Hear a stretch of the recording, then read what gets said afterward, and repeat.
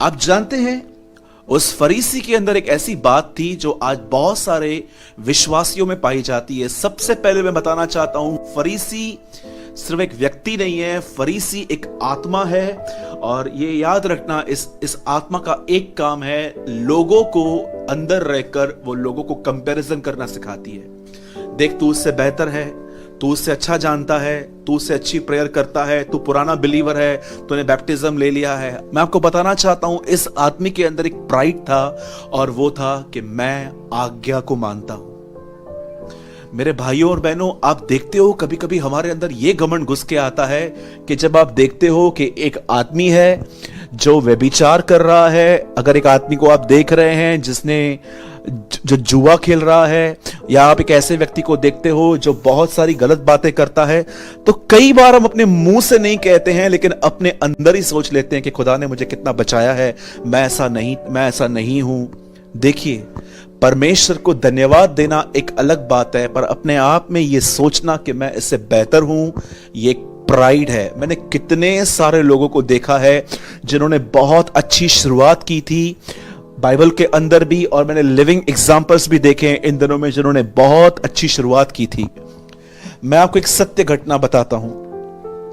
मैं जहां पर रहता हूं उस प्लेस का नाम है उल्लास नगर, और मेरे कुछ दूरी पर एक और प्लेस आती है जिसका नाम है डोंबिवली। वहां पर हमारे एक मित्र थे, और जब मैंने सेवा शुरू की थी तो मुझसे कुछ 6-8 महीना पहले उन्होंने भी एक अच्छी मिनिस्ट्री स्टार्ट की। काफी सारे लोग उनके पास आते थे, और एक बार उन्होंने मुझे कहा कि सूरज भाई, क्या आप मेरे चर्च में प्रीचिंग के लिए आओगे? मैंने कहा यस ब्रदर, मैं बिल्कुल आऊंगा। और जब मैं वहां पर गया तो मैंने 45 मिनट्स या 50 मिनट्स वहां पर प्रीचिंग की। मुझे इतना भी याद है कि मैंने वहां पर जीसस के पीछे, यीशु मसीह के पीछे चलने का एक संदेश दिया था, और काफी लोगों ने उसको सुना। पर मुझे नहीं पता था कि उस चर्च के अंदर कम से कम एक प्रचारक को 1.25 घंटा बोलना पड़ता है, 1 hour 15 minutes।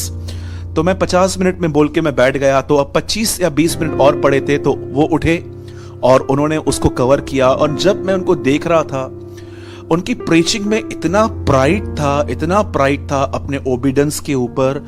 जब वो लोगों को सिखा रहे थे तो मैं फील कर पा रहा था कि इस आदमी के अंदर बहुत प्राइड है अपने ओबीडियंस का। वो कुछ बातों से बाहर निकले थे, तो उन बातों को बहुत प्राइड से कह रहे थे। तब मीटिंग पूरी होने के बाद जब हम उनके चर्च के एक बाजू के रूम में हम जब लंच खा रहे थे, तो मैंने उनको कहा कि मैं आपसे कुछ अकेले में बात करना चाहता हूँ। तब उन्होंने मुझे कहा हाँ आप बोलिए। तब मैं उनके साथ बैठा, तो मैंने उनको बोला कि मैं आपके इस तरीके से बिल्कुल भी एग्री नहीं हूँ। हमें परमेश्वर के लोगों के सामने इस तरह नहीं रहना चाहिए, और रियल लाइफ में भी इस तरह नहीं रहना चाहिए। तब उन्हें ऐसा लगा कि मैं उनको जो समझा रहा हूँ वो अनबिब्लिकल है, पर मैंने ज्यादा कुछ उनको बोला नहीं, मैं चला आया।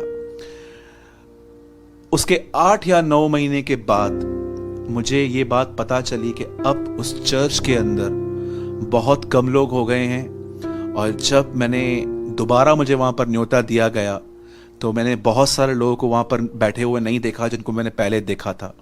तो मैंने उनसे बात करी, मैंने कहा आज क्यों नहीं आए हैं वो लोग? इतने पुराने लोग थे आपके पास। तो उन्होंने कहा मुझे नहीं पता है वो क्यों नहीं आते, पर मैं कहां ना कहां जान गया कि लोग क्यों नहीं आ रहे हैं। देखिए, ज्यादा लोग आएंगे तो वो प्रभु की कलीसिया है, ऐसा भी नहीं होता। लेकिन मैं आपको एक बात बताना चाहता हूं, घमंड आपके ऊपर आपके अभिषेक को खत्म कर देगा।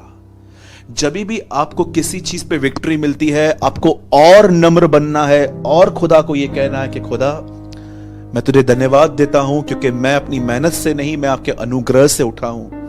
लेकिन अगर आप प्रभु को धन्यवाद नहीं देते, उसे महिमा नहीं देते, तो आपके भीतर एक प्राइड जमा होगा जो आपको कंपेयर करना सिखाएगा कि आप उसकी तरह नहीं हो, और स्लोली आपकी अनॉइंटिंग चली जाएगी। और मैं आपको सच कहता हूं, आपके सुनने वाले आपसे ही बोर हो जाएंगे। वो कहेंगे इतना लंबा सरमन हम नहीं सुन सकते, क्योंकि मैं ये बिलीव करता हूं एक anointed ministry, ministry who given by God, जो परमेश्वर देता है, मैं कभी बिलीव नहीं करता हूं कि वो मिनिस्ट्री बोरिंग हो सकती है। आप और मैं अगर एक ऐसी जगह पे जाएं जहां पर जीसस प्रीच कर रहा है, जहां पॉल प्रीच कर रहा है, आपको लगता है हमें नींद आएगी? बिल्कुल नहीं आ सकती। मैं आपको बताना चाहता हूं, एक अनॉइंटेड मिनिस्ट्री का जानते हो एक अच्छी चीज क्या होती है? जब वो वक्ता बोलता है तो आपको मन करता है कि ये और बोले, ये चुप न करे, ये और संदेश दे। मेरे भाइयों और बहनों, मैं आपसे सिर्फ ये कहना चाहता हूं, घमंड से बचिए। अगर आपको परमेश्वर अच्छा बना रहा है, प्रभु को सारी महिमा मिले, लेकिन अगर आपने आज्ञा पालन के बाद, जब आपको प्रभु ने कुछ कहा और वो आपने पूरा किया प्रभु के अनुग्रह से, और उसके बाद जब आपके अंदर ख्याल आ रहे थे कि तू कुछ है, अब अगर आपने ये ख्याल रखे, मैं आपको बताना चाहता हूं, डे बाय डे आपके ऊपर से ग्रेस हटेगा और आप कुछ जगहों पे प्लस और कुछ जगहों पे बिल्कुल माइनस दिखेंगे। इसीलिए मैं आपको बताना चाहता हूं मेरे भाइयों और बहनों, घमंड से बचिए। मुझे बहुत पसंद है ये बात कि जब शैतान यीशु को कहां ले जाना चाहता था जंगल में, तो लिखा है कि वो सब उसको ऊपर ले गया क्योंकि वो परखा जाए।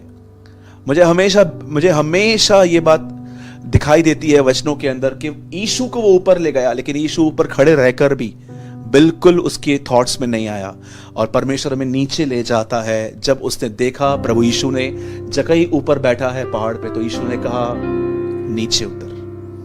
शैतान आपको ऊपर ले जाएगा कि तू कुछ है, लेकिन खुदा हमेशा आपको कहेगा निचली जगहों पर आ, नीचे उतर।